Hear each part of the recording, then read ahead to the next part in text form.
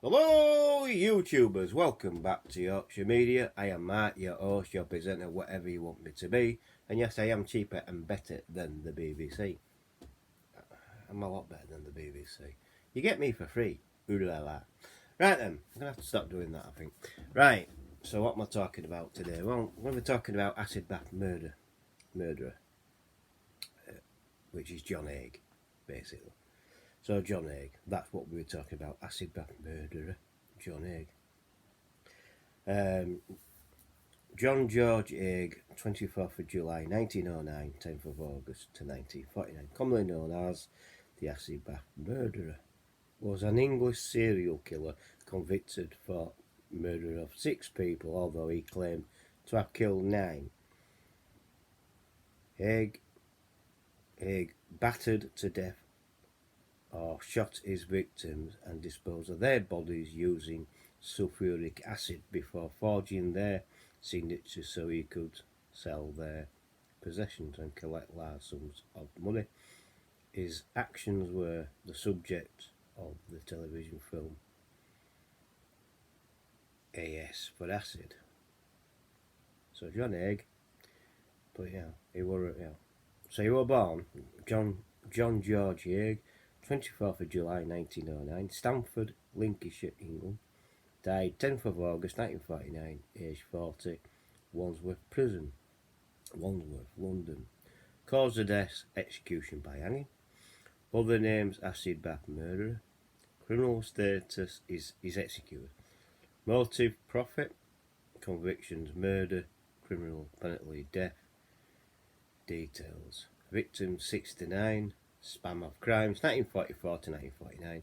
Country, United Kingdom. Weapons, lead pipe or a 38 caliber Webley revolver. Date appeared 1949. So there we go. So this is what we do. So John Haigh was born in Stamford, Lincolnshire, and raised in a village of Outwood, West Riding of Yorkshire. His parents were engineer John Robert Haigh and his wife Emily Nee Upson, members of the Plymouth Brethren and Conservative Protestant. So, alright, so, he was So he was born in Stamford, Lincolnshire, raised in the village of Outwood, West Riding of Yorkshire. That's not far away from me, is Outwood. I think it was Port Ovens Lane. Parents, engineer John Robert Haigh and his wife Emily Nee Upson, members of the Plymouth Brethren Conservative sect. Haigh later claimed that he suffered from recurring religious nightmares in his childhood, and he developed a great prophecy and at the piano, which he learned at home. He was fond of classical music and often attended concerts. Haigh won a scholarship to Queen Elizabeth Grammar School, Wakefield, then to Wakefield Cathedral, where he became a choir boy. After school, he was apprenticed to a firm of motor engineers. After a year, he left that job and took jobs in insurance and advertising at age 21. He was dismissed after being suspected of stealing from cash box. So there you go. So that's his early life. So he went to school, Queen's Elizabeth Grammar School, which is not far away. It was opposite Clayton Hospital. And then he went to Wakefield Cathedral as a choir boy. So that's his early life. On 6th of July 1934, Haigh married 23-year-old Beatrice Betty Hammer. The marriage soon disintegrated. The same year that Haigh was jailed for fraud, Betty gave birth while he was in prison, although she placed the baby girl for adoption and left Haigh's conservative family ostracised him from them onwards. Haigh moved to London in 1936 and became a chauffeur to William Max Swan, a wealthy owner of the amusement arcades. He also maintained Max Swan's amusement machines.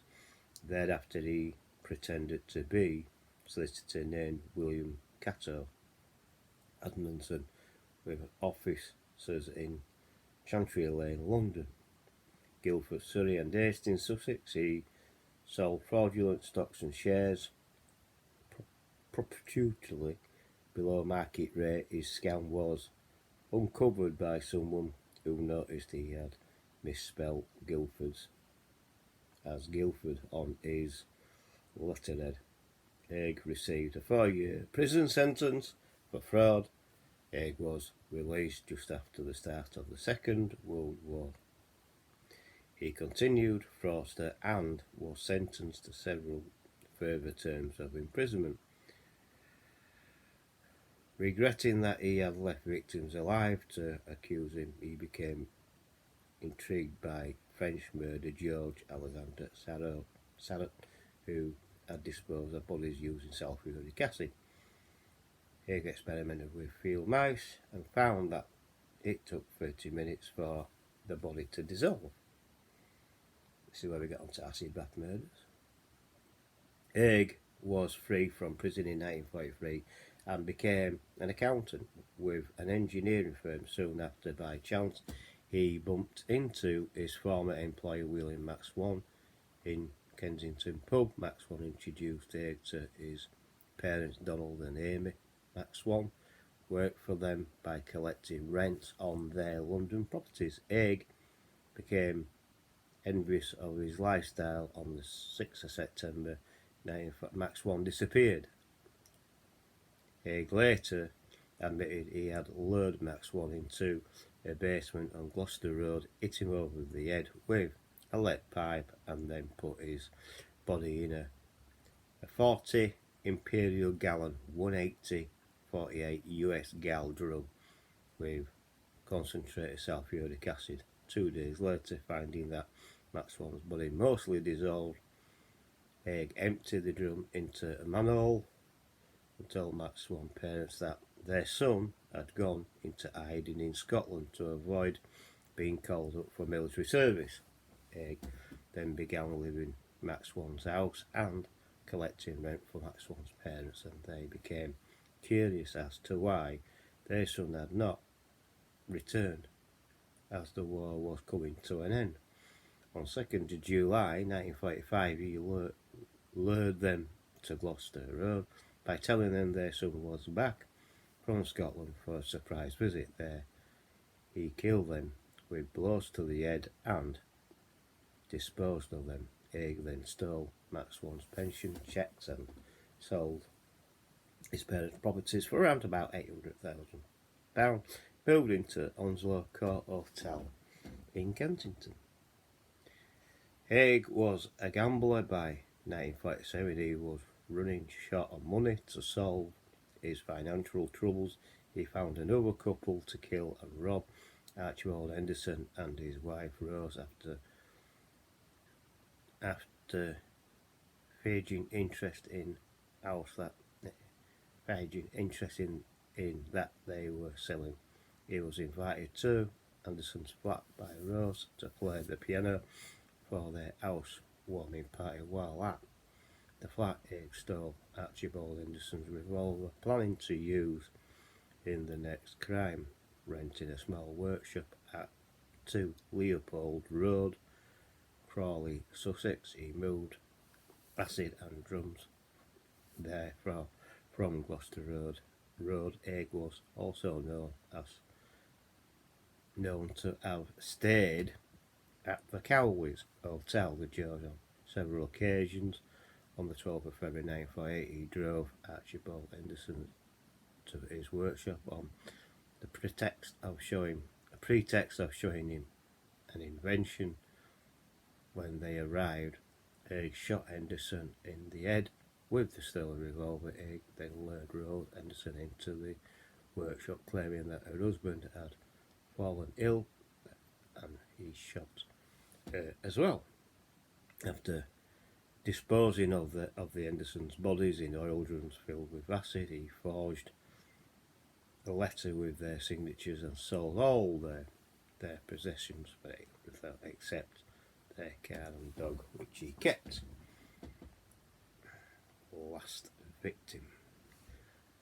Haig's next and last victim was Olive Durand Deacon, 69, the wealthy widow of solicitor John Durand Deacon and fellow resident at the Onslow Court Hotel.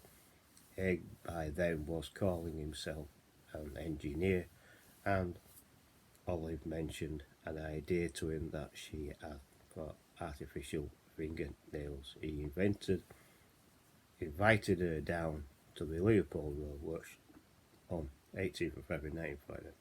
Once inside, he shot her in the back and off the neck with the 38 caliber Webley revolver, what he had stolen from Archibald Henderson, stripped her of her valuables, including Parisian lamp coat, and put her into the acid bath. 2 days later, Durand Deacon's friend Constance Lane reported her missing. Detectives soon discovered Haigh's record of theft and fraud. Searched the workshop, police found Haigh's attaché case containing a dry cleaner receipt for Olive Durand and Deacon's coat, and also papers referring to the Hendersons and Max Swans. The workshop in Sussex rented by Haigh did not contain a floor drain, unlike the workshop he had rented at Gloucester Road in London. He therefore disposed of the remains by pouring out the container on the rubble pile at the back of the property. Investigation of the area by pathologist Keith Simpson revealed 28 pounds of human body fat, part of human foot, gallstone, and part of dentures, which was later identified by Olive Durand Deacon's dentist during the trial. Haigh asked Detective Inspector Albert Webb during questioning, "Tell me frankly, what are the chances of anybody being released from Broadmoor?" The Executive Psychiatrist Hospital, this inspector said he could not discuss the sort of things. Haigh replied, "Well, I told you the truth, you would not believe me. It sounds too fantastic to believe." Haigh then confessed that he had killed Durand Deacon, the Maxwells, and Henderson, as well as 3 other people: a young man called Max and a girl from Eastbourne and a woman from Hammersmith. These claims could not be substantiated. So there you go.